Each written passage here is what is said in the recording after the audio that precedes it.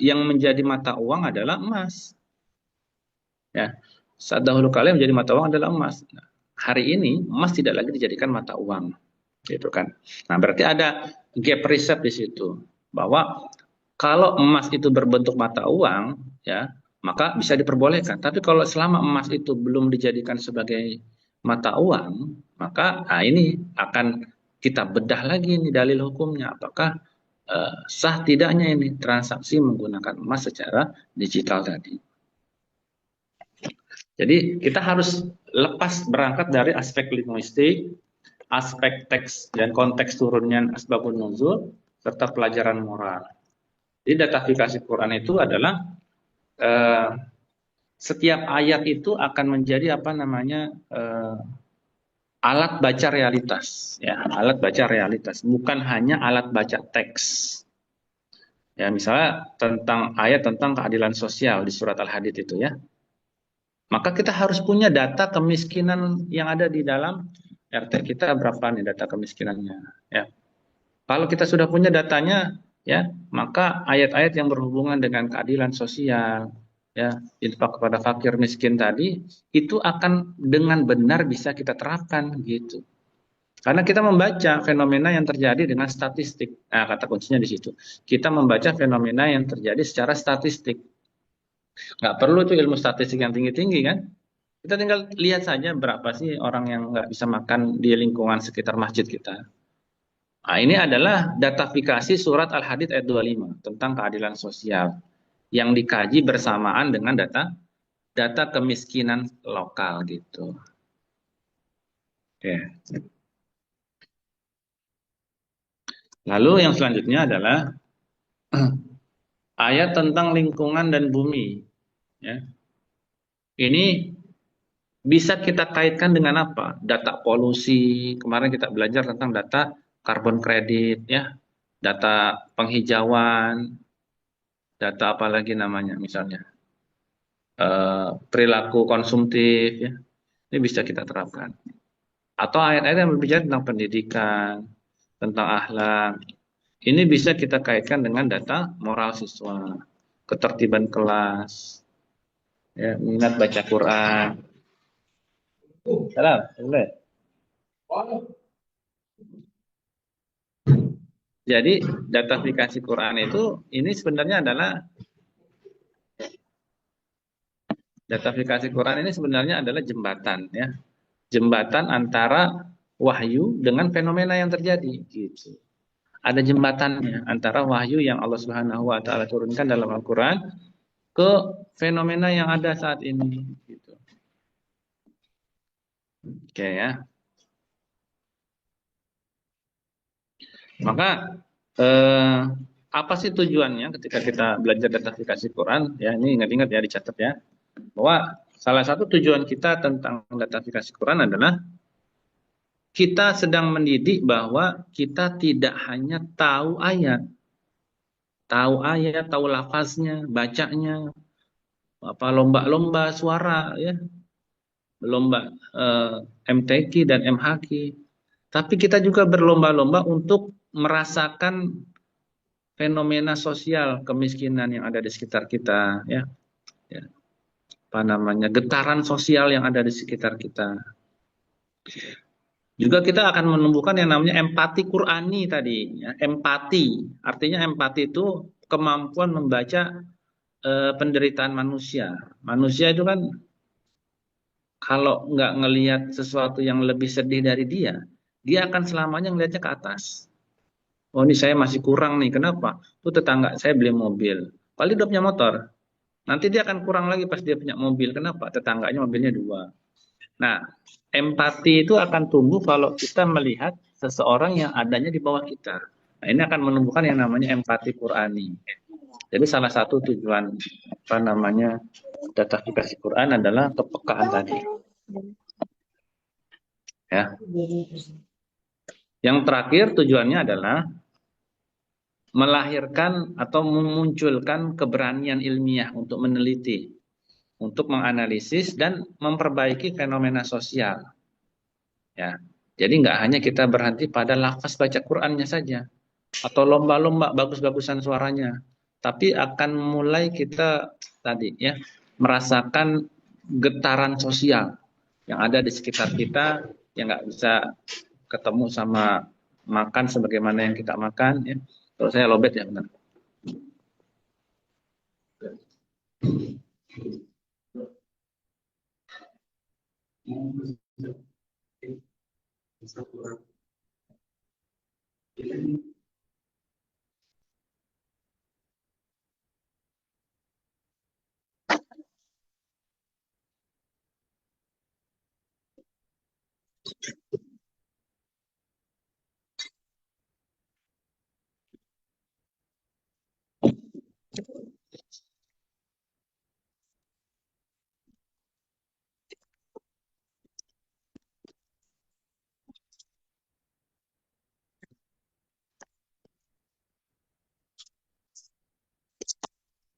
Nah,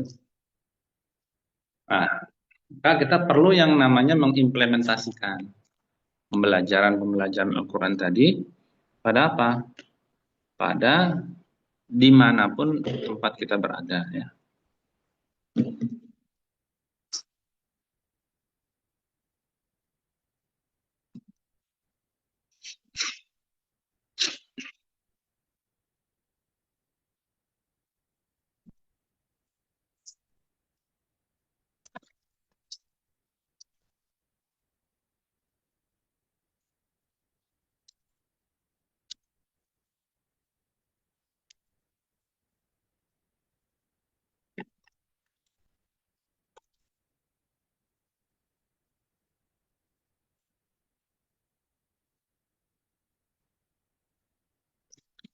Nah, maka kita coba misalnya kemarin kita sudah belajar datafikasi Quran tentang kondisi humanitarian Gaza ya. Lalu kita juga sudah bicara tentang hidrokarbon, karbon kredit. Ya. Nah, nanti teman-teman akan terus-menerus mencari karena datafikasi Quran ini bisa berbicara banyak hal tentang Indonesia, fenomena kontemporer ya. Jadi Al-Quran itu seolah-olah berdialog itu dengan kenyataan sosial yang ada di sekitar lingkungan kita. Al-Quran itu sedang ngajak berbicara nih dengan keadaan ekonomi, kemiskinan, geopolitik Indonesia hari ini ya. Jadi kita kalau misalnya belajar datafikasi Quran, ini kita menunjukkan bahwa Al-Quran itu bisa loh membaca ayat-ayat kauniyah, yaitu ayat-ayat yang berhubungan dengan fenomena alam, ya, fenomena sosial. Bukan sekedar teks, ya, bukan sekedar teks, tapi apa? Data empirik. Data empirik yang menuntun arah kebijakan dan riset.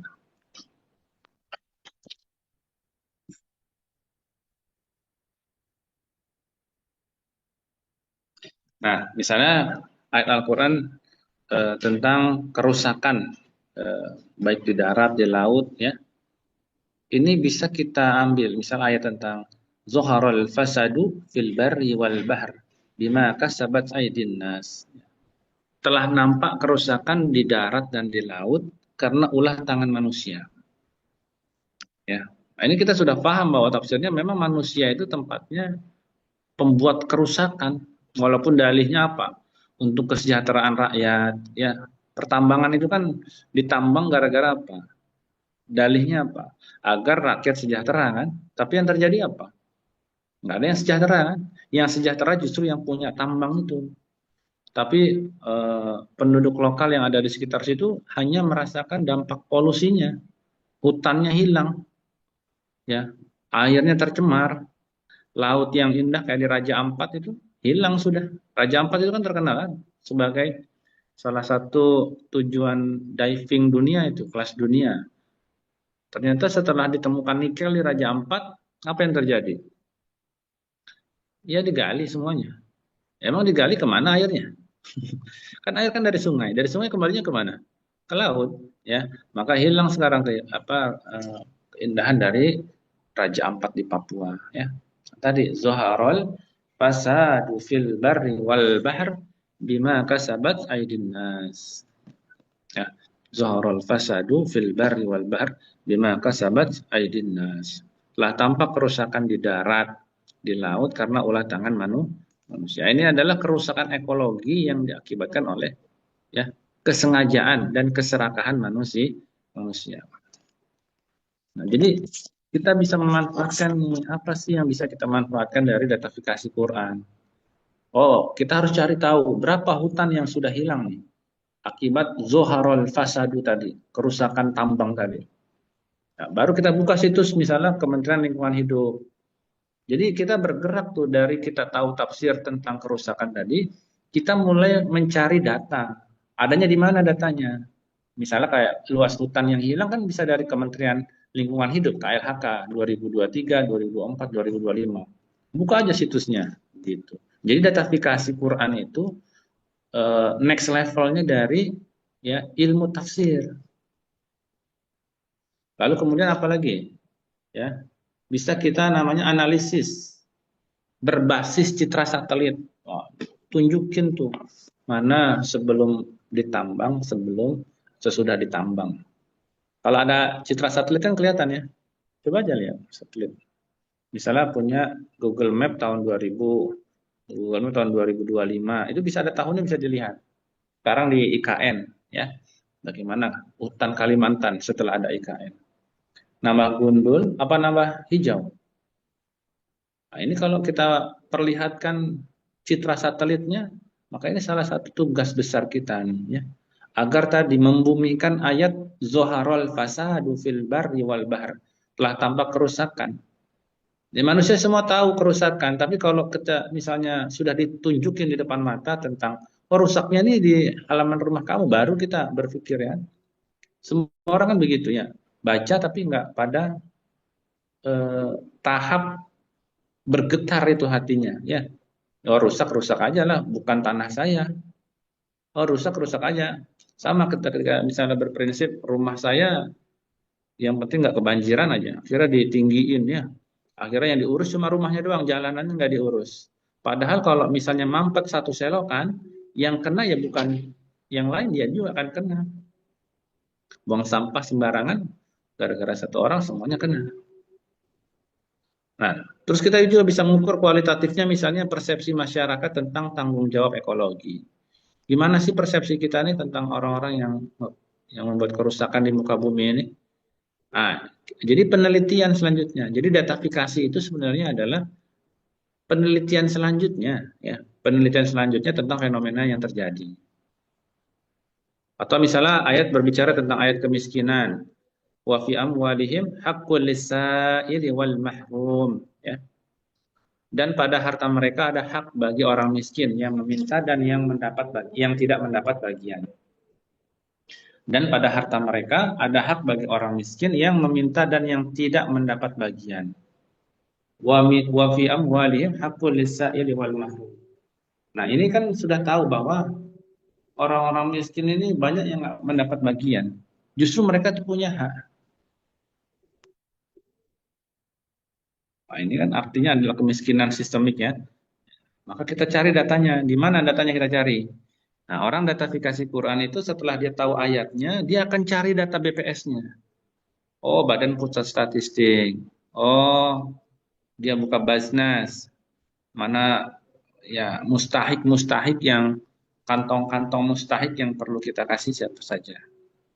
Oh, untuk kita bikin penelitiannya korelasi zakat dan kemiskinan.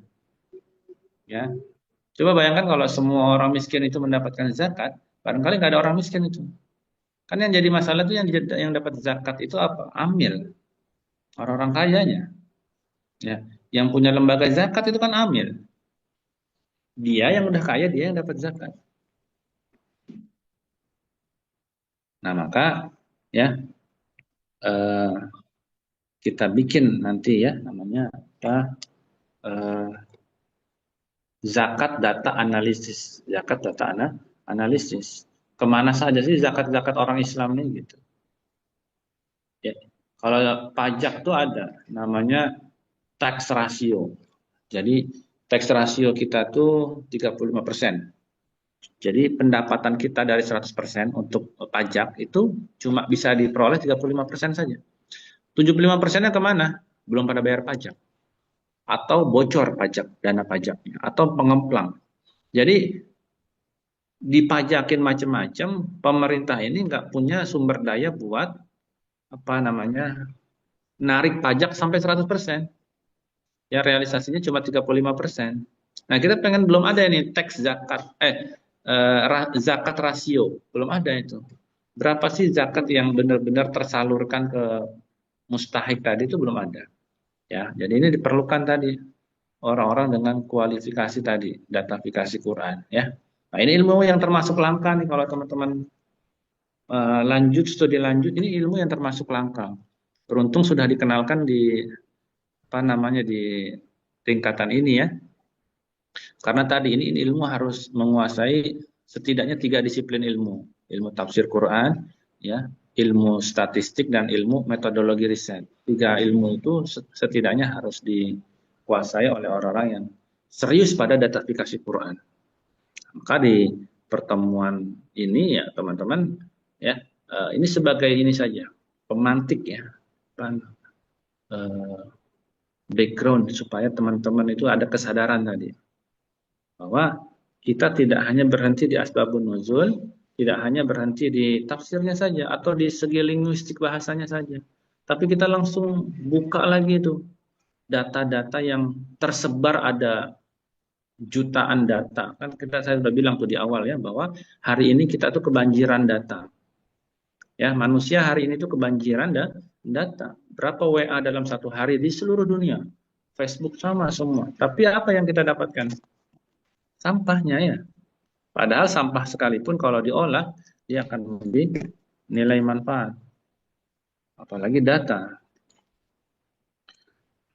Inna Allah ya'murukum an tu'addul amanati ila ahliha. Inna Allah ya'murukum an tu'addul amanat ila ahliha. Sesungguhnya Allah menyuruh kamu menyampaikan amanah kepada yang berhak. Nah, kita kalau berhenti hanya pada ayat itu, oh, Allah nyuruh untuk apa namanya menyampaikan amanah kepada yang berhak. Ini maksudnya kalau kita tarik hari ini, misalnya kita tarik apa? Data KPK misalnya. Berapa sih indeks korupsi hari ini? Indeks korupsi hari ini itu berapa? Berapa nilai integritas ASN hari ini? Ya, berapa persepsi publik tentang keadilan sosial tentang korupsi? Nah, ini bisa kita ejawantahkan hari ini. Sehingga kemudian kita punya nanti semacam formulasi untuk menghitung nilai amanah pada institusi di sekitar kita, baik itu ASN atau sekolah atau kantor ya. Ada integrity index Quran misalnya. Nah, ada indeksnya. Karena apa ini? Ini indeks Quran ini tidak didapat dari orang yang orang statistik nggak bisa ngitungnya. Kenapa? Karena dia nggak berangkat dari nilai-nilai Quran. Orang tafsir juga nggak bisa karena dia nggak dibekali ilmu tentang statistik tadi, ilmu membaca data tadi ini harus dikawinkan. Ya, orang yang suka baca data dikawinkan dengan ilmu Al-Quran. Jadi kawin macam-macam, ada kawin paksa, kawin sukarela. Kalau misalnya konteks sekarang ya kawin sukarela ya, daripada kawin paksa ya. Nah, itu contoh tentang korupsi, gitu ya. Atau misalnya kita punya contoh tentang krisis energi dan transisi energi terbarukan. Maksudnya apa? Maksudnya potensi energi Indonesia itu kan besar sekali kan. Nah, sementara ada energi yang sangat besar hari ini yang nggak dimanfaatkan. Apa? Energi apa? Energi matahari. Wasakhkhara lakumus syamsa wal qamar. Allah menundukkan bagi kalian matahari dan bulan yang terus beredar. Ini yang bisa kita manfaatkan ini. Potensi apa tadi? Wasakhkhara lakumus syamsa wal qamar. Potensi sumber daya energi tadi itu. Bayangkan kalau ini kita jadikan energi, berarti Quranik energi transisi. Energi ramah lingkungan berbasis apa? Al-Qur'an. Gitu. Ya. Artinya teman-teman kalau teman-teman serius menekuni mata kuliah ini, ya, saya mata kuliah ini paling 1 semester ya. Dan kita menekuninya bertahun-tahun ya di luar mata kuliah ini. Maka teman-teman tadi akan menjadi pionir ya dalam setiap inovasi apapun. Oh, energi ada dalam Al-Qur'an. Oh, bicara tentang korupsi indeks Quran ada lagi dalam Al-Qur'an. Tentang zakat ada semua dalam Al-Qur'an. Al-Quran. Sekaligus menjawab bantahan orang-orang yang munafik yang mengatakan, oh Al-Quran itu sudah nggak relevan lagi. Iya kalau kamu nggak pakai datafikasi Quran, tapi kalau kamu pakai analisisnya menggunakan datafikasi Quran, maka Al-Quran akan senantiasa relevan dalam setiap kondisi dan keadaan.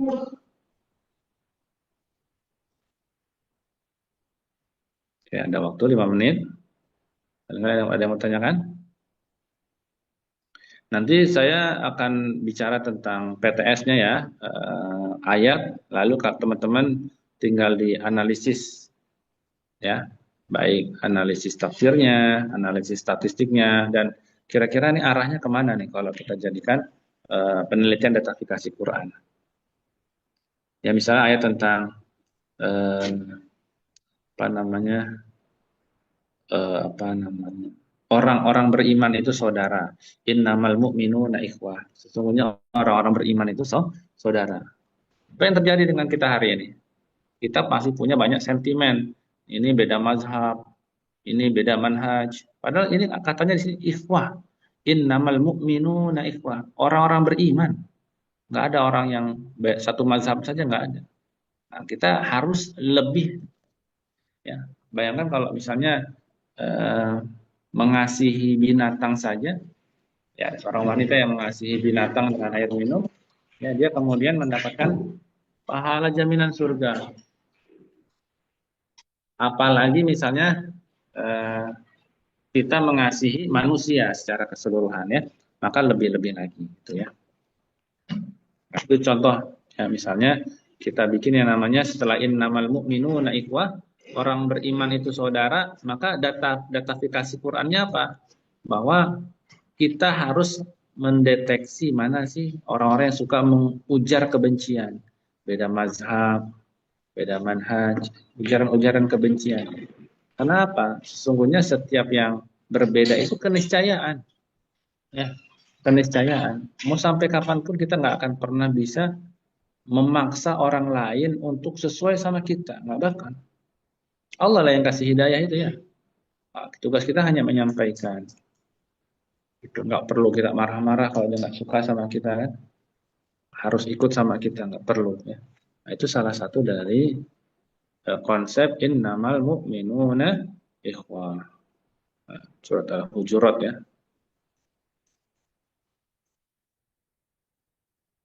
Atau kita misalnya nanti ada ayat ya di PTS, Iqra bismi rabbikal ladzi khalaq. Bacalah dengan nama Allah yang menciptakan. Itu baca. Terus ngapain lagi tuh setelah baca? Kita harus riset lagi. Berapa sih orang yang ternyata minat baca Quran? Ya, nah, kita lihat lagi Quranic Literasi Index. Bisa bikin Quranic Literasi Index. Integrasi misalnya antara sains dan Al-Quran. Dari sekedar kata Iqra bismi rabbikal ladzi khalaq dalam Al-Quran itu. Jadi penelitian lanjutannya apa nih? Dalam sains itu gimana? Ya, oh kita sudah tahu bahwa ini ayat ini sainsnya itu begini. Penelitiannya gimana? Penerapannya gimana? Itu berbeda-beda itu setiap orang nanti itu. Ya, barangkali Al-Qur'annya sama, lafaznya sama, cara membacanya sama. Tafsirnya mulai banyak berbeda. Ada tafsir Qurtubi, tafsir Ibnu Katsir mulai berbeda, ya walaupun tidak sebanyak itu. Nanti pemahaman lebih banyak lagi. Penelitian dan aplikasinya akan sangat bervariasi. Gitu ya. Oke, itu saja barangkali untuk pertemuan kita pada hari ini ya. Terima kasih banyak. Mohon diperhatikan kembali untuk modul yang sudah saya berikan. Ya, dan semuanya keluar dari modul situ. Ada yang mau ditanyakan sebelum saya tutup? Izin Cukup ya? bertanya untuk 3 Oh, silakan. alat tadi untuk menguasai datafikasi Al-Quran apa saja? Alat apa? Ulangi. Alat untuk menguasai datafikasi Al-Quran kan tadi ada 3. Alat untuk menguasai apa? Apa? Al-Quran. Datafikasi, datafikasi Al-Quran. Oh, datafikasi Quran. Ya, alat untuk menguasai datafikasi Quran. Maksudnya ilmunya ya. Ilmu apa saja ya. Jadi disiplin. Jadi teman-teman yang pertama tadi ya, sudah mengetahui namanya ulumul Quran. ulumul Quran. Sudah belajar tentang ulumul Qurannya. Ini kalau kita bicara satu fakultas ya, besarnya gitu ya. Yang kedua, teman-teman harus belajar bahasa Arab. Belajar bahasa Arab penting sekali ini. Bahasa Arab, terus linguistik Qurannya. Lalu yang ketiga, belajar tentang maqasidus syariahnya. Tujuan dari ayat ini apa sih? Agar apa? Setiap Quran tidak kehilangan ruhnya, tujuannya. Tadi ya, pertama ulumul Quran untuk menghubungkan ayat dengan fenomena sosial tadi. Harus menguasai tafsir maudhu'i, tafsir bil maksur, ya. Lalu kemudian harus menguasai usul tafsir, tafsir maki, madani, konteks, asbabun nuzul, ulumul Quran semuanya, ya. Bahasa Arab itu harus menguasai nahwu sorof, balaghah, semantik. Kalau mau lengkap ya, ini kalau berbicara tentang ideal. Terus menguasai ilmu maqasidus syariah. Tujuan dari ya Allah turunkan ayat tentang sholatnya apa? Lalu yang keempat, ilmu data atau statistik. Ya. Jadi kalau bisa kita gambarkan ya tiga tadi saja ya. Ilmu teman-teman harus menguasai ulumul Quran, bahasa Arab dan data. Ya, datafikasi. Itu saja paling ya. Ada lagi?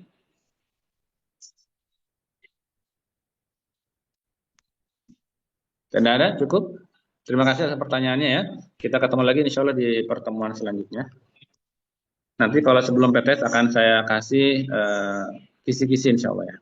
Baik, kita coba dengan doa kafaratul majlis. Subhanakallahumma wa bihamdika asyhadu an la ilaha illa anta astaghfiruka wa atubu ilaik. Assalamualaikum warahmatullahi wabarakatuh. Waalaikumsalam warahmatullahi wabarakatuh. Jazakumullah khairan. Syukran Ya, jazakumullah wa ya. khairan.